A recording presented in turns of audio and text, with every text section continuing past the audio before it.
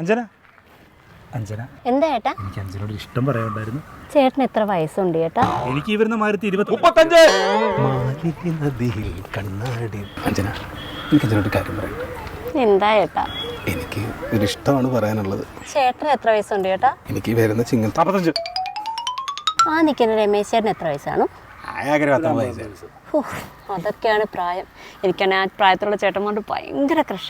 5 minute പോയി സംസാരിച്ചിട്ട് വരട്ടെ. എടോ മുതു കിഴവാ, തനിക്ക് എൻ്റെ അച്ഛനാകാനുള്ള പ്രായമില്ല എടോ? ഉണ്ട്.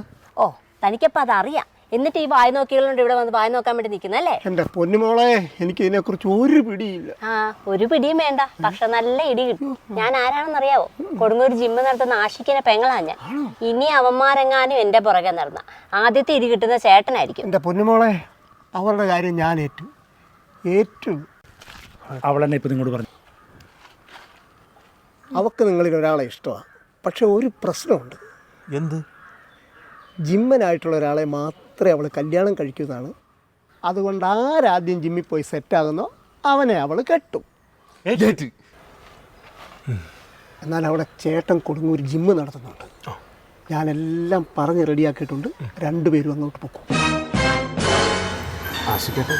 അതെ, ഞങ്ങൾ രമേശ് പറഞ്ഞു. ഉണ്ണി കണ്ണൻ